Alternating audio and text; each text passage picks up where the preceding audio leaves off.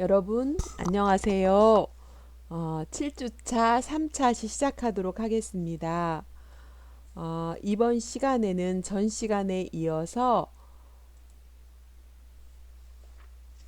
시간에 이어서 진행할 건데요. 어, 클라이언트에 대한 조정 중에서 첫 번째 욕구의 접수, 그 다음에 두 번째 방문 면접에 대한 부분들을 다루고 있습니다.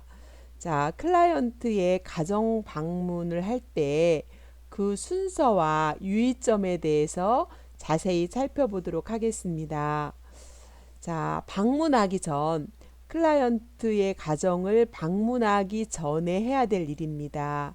첫 번째는 방문의 의도를 설명하고 양해를 구해야 됩니다.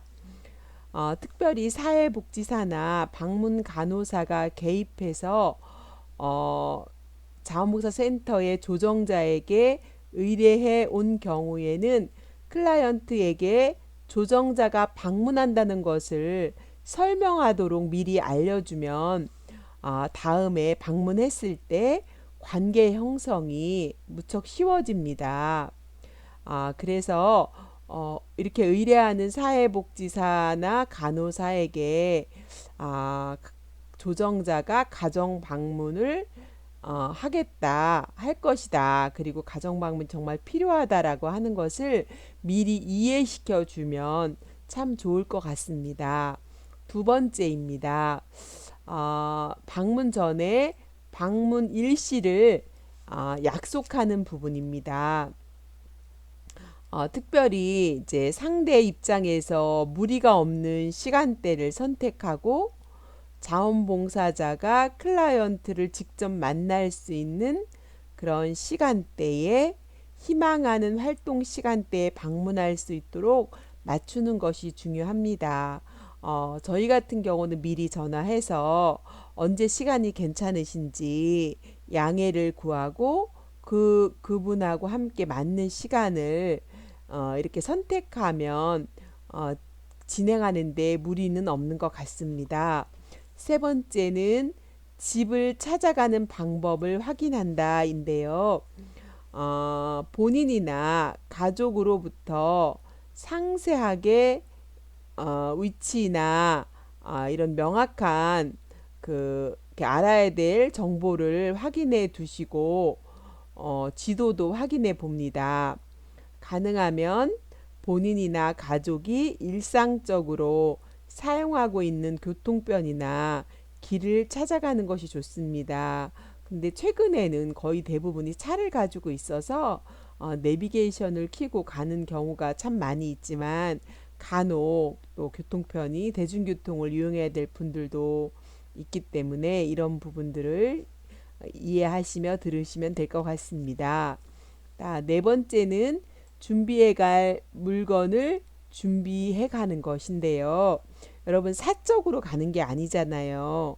그래서 우리가 기관에서 가정 방문을 했을 때 기관의 이름이 적힌 명함, 담당자의 명함이라든가 기관의 리플렛이 있을 겁니다. 자원봉사 센터의 리플렛 를 통해서 센터가 어떤 역할을 하고 뭐 이런 전반적인 게 나와 있는 리플렛을 가져가면 좋을 것 같고요. 그 다음에 자원봉사 활동 안내서라든가 자원봉사 활동 접수 안내서나 필기도구를 가져가셔서 상황에 맞게끔 이렇게 준비를 하셔서 방문 전에 가져갈 수 있도록 챙겨 놓으시면 좋을 것 같습니다. 자, 방문 전에 이렇게 준비를 하셨다면 이제 뭐를 해야 될까요? 예, 방문을 해야 되겠죠. 자, 그러면 방문 시에 어떻게 해야 되는가라고 하는 부분입니다. 조정자가 방문을 했습니다. 그러면 우리가 처음 만나면 자기소개하는 거하고 똑같습니다. 자기가 어떤 사람인지 누구인지 자신과 우리 기관은 어떤 기관인지 소개를 합니다. 그럴 때 행정기관 소속이 아닌 것을 설명하고 소속 기관의 개요를 잘 설명해야 됩니다. 또한 자원봉사자가 아닌 조정자, 온 사람이 자원봉사자로 착각하는 경우도 있기 때문에 어느 자원봉사 센터에 전 조정 업무를 맡고 있는 조정자 누구누구다라고 자기를 자원봉사자로 착각하지 않도록 잘 설명해 두어야 합니다. 그리고 조정자의 역할을 명확히 해두어야 합니다. 그래서 이거를 명확히 그 역할 구분을 하지 못하면 오해를 하는 그런 경향이 있기 때문에 처음 방문했을 때 조정자임과 어떤 역할을 하고 있는지를 명확히 설명하는 것은 중요하다고 할 수가 있겠습니다. 그리고 클라이언트 자신이나 가족의 욕구를 듣습니다.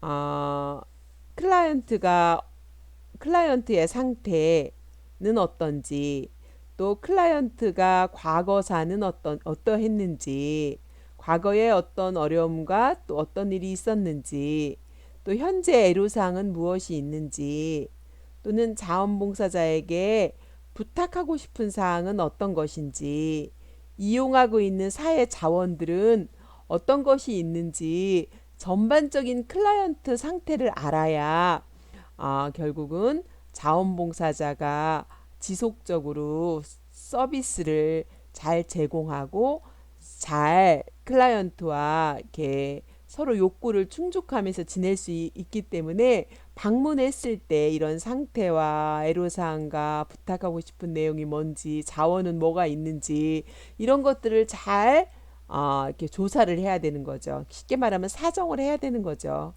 예, 그런 부분을 잘 욕구를 묻고 듣는 것이 방문했을 때 해야 될 중요한 부분입니다. 왜냐하면 전화로는 한계가 있는데 이제 얼굴을 마주보고 이런 상태도 파악하고 전체적인 분위기라든가 이런 것들을 파악해 보면 훨씬 더 클라이언트를 잘 알 수 있겠죠. 그 다음에 세 번째는 클라이언트와 가족의 상태, 관계, 환경 등을 관찰하는 것이 필요합니다. 방금 전에도 말씀드렸지만 이것을 잘 파악할 때 서비스 요청이 긴급한지 아니면 뭐 이렇게 좀 천천히 해도 되는지 이런 거에 대한 절박성을 빨리빨리 파악을 해서 긴급하다 그러면 속히 연결하고 좀 여유가 있다 그러면 긴급한 사람들 먼저 연결하고 이런 것들을 조정자가 해야 되지 않겠습니까? 그래서 자원봉사자가 방문했을 때 배려해야 될 점이나 자원봉사자의 자질이나 자원봉사자의 유형이나 또 지원 내용의 우선순위를 파악하는데 가족의 상태 또 가족과의 관계라든가 뭐 이런 전반적인 관계 또 이런 환경들을 잘 파악한다면 이렇게 훨씬 더 자원봉사자를 연결할 때 적절하게 잘 매칭할 수 있을 거라고 생각이 되어집니다. 자, 그렇다면 네 번째는 자원봉사자에 대한 설명을 조정자가 잘 해줘야 됩니다. 클라이언트에게 자원봉사자의 개념을 설명해 줄 필요가 있습니다. 어떤 자원봉사자는요, 어떤 클라이언트는 자원봉사를 해주는 사람이다. 이렇게 생각하는 경우가 있습니다. 자원봉사자는 해주는 사람이 아니라 클라이언트의 관점에서 또 그를 물어서 또 욕구에 맞게 이렇게 서비스를 지원해야 되는데 무조건 해주는 사람이다라고 생각을 하게 될 때가 있잖아요. 그래서 이렇게 방문했을 때 자원봉사자의 개념을 잘 설명해 주는 게 필요하다고 생각합니다. 어떤 사람은 여유가 있기 때문에 자원봉사 한다 이렇게 생각하는 사람도 있는데 그렇지가 않지 않습니까? 자원봉사라는 것은 또 책임성도 있고 무보수성도 있고 또 뭐 이렇게 자원봉사의 어떤 특징들 그리고 자원봉사를 할 때 이렇게 쌍방향이 일방향으로 돕는 사람으로부터 도움받는 사람이 아니라 돕는 사람과 도움받는 사람의 상호 교류가 쌍방향이 필요하다라는 이런 부분들이라든가 여러 가지 그 개념들을 조정자가 클라이언트의 상황에 맞게 설명해 주는 거죠. 쉽게 말하면 오리엔테이션을 해주는 거죠. 그래서 자원봉사 희망자를 위한 팜플렛들은 많이 있지만 사실은 클라이언트를 위한 팜플렛은 거의 없거든요. 그래서 클라이언트를 위해서 이렇게 자원봉사자에 대한 이해를 돕기 위한 유인물을 뭐 만들어 간다든가 준비해서 밑줄 쳐가면서 이렇게 설명해 준다든가 그러면 훨씬 더 말로 하는 것보다는 더 도움이 되더라고요. 이렇게 클라이언트에게 자원봉사자를 이해시키기 위해서 언급해야 될 그런 상황들이 있습니다. 이렇게 자원봉사자는 행정기관에서 파견된 사람이 아니라는 것을 설명해야 돼요. 그래서 막 의무적으로 막 파견해야 하는 사람으로 이렇게 인식하는 경우가 있거든요. 그래서 자원봉사자는 자율적으로 이렇게 봉사하는 부분이라는 것을 설명해 줘야 되는데 그냥 공공기관에서 파견냈다고 생각하는 그런 오해를 하는 경우도 간혹 있습니다. 또 유급 직원이 아니다. 이분 자원봉사자는 무보수성이잖아요. 봉급을 받고 이렇게 나온 봉사자가 아니다. 그래서 함부로 막 이렇게 사람을 돈을 받고 하는 거라고 함부로 이렇게 지시하거나 막 이런 사람들이 간혹 있습니다. 그래서 유급이 아니고 클라이언트의 요구에 응할 수 없는 것도 있다. 100%뭐 무조건 예스 우먼이 아니고 예스맨이 아니고 클라이언트가 뭔가를 요구했을 때 대부분 응해주지만 그렇지 못할 수도 있다라는 거 또 설명해 주는 것이 조정자가 미리 설명해 주는 게 좋겠죠. 그리고 주부나 학생이나 회사원 등 다양한 직종을 가진 일반 시민의 자발적인 행동이다라고 하는 자원봉사의 개념들도 또 한번 이렇게 설명해 줘도 될 것 같습니다. 일반 시민의 자발적 행동이라는 부분이 참 중요하겠죠. 또 서로 돕는 관계 형성이 자원봉사자의 활동 목표이다. 결국은 이걸 하는 이유는 여유가 있어서 하고 막 이런 것이 아니라 서로 돕는 관계 형성이 이 활동의 목표이라는 것을 설명해 주면 더욱더 도움이 되겠습니다. 그러니까 조정자가 이렇게 처음 가정 방문을 해서 오리엔테이션을 해주고 그 다음에 자원봉사자가 파견된다면 훨씬 더 인식이 달라질 수 있겠죠. 자, 그리고 자원봉사자로부터의 서비스 이용 여부를 확인하는 부분인데요. 클라이언트 측에서 자원봉사 활동을 급여를 받고 하는 것이 아니므로 어떤 의미에서는 불안정한 활동이고 타인의 집안에 들어오는 데 대한 심리적 부담이 있을 수 있잖아요. 우리도 누구 집안에 온다는 게 그쵸. 누구를 집안으로 초대한다는 게 사실은 쉬운 일은 아니잖아요. 부담감이 있는데 그러한 측면을 감수하고 자원봉사자에게 서비스를 받는 것인가에 대한 의사를 확인해 줘야 되거든요. 한다고 해놓고 막상 집을 온다 그러면 막 또 취소하거나 이렇게 하는 부분이 있기 때문에 조정자가 미리 방문해서 그럼에도 불구하고 이렇게 서비스를 받을 것인지를 다시 한번 이렇게 확인하기를 해주면 더 좋다라는 얘기겠죠. 그리고 구체적인 서비스 내용이라든가 빈도라든가 개시까지의 과정 등에 대해서 설명하는 것이 필요하죠. 그래서 어떤 구체적인 요망의 세부사항이라는 것은 뭘까요? 그러니까 구체적으로 가장 원하는 것을 구체화시켜서 물어보는 거죠. 그리고 희망의 빈도라는 것은 뭐 일주일에 일회 뭐 아니면 4시간 아니면 일주일에 2회 2시간 뭐 등등 아니면 어떻게 빈도를 하기를 원하는지 희망일은 뭐 무슨 요일 날 몇 시부터 몇 시 무슨 요일 날 오기를 원하는지 뭐 일주일에 한 번이든 두 번이든 요일을 이렇게 물어봐야 되고 자원봉사자의 연령대는 어느 정도 연령대를 원하시는지 되게 구체적인 거죠. 성별은 어떤 성별을 원하는지 비용 부담 여부에서 무료지만 뭐 식사는 제공하는지 뭐 교통비 정도는 주는지 요즘에는 실비 지급하는 이런 부분들 있지 않습니까? 그리고 뭐를 이렇게 어떤 자원봉사를 해달라고 했을 때 뭐 재료비를 주는지 재료비는 어떻게 제공하는지 뭐 재료를 사다 주는지, 재료도 사와야 되는지, 뭐 이런 것들이겠죠.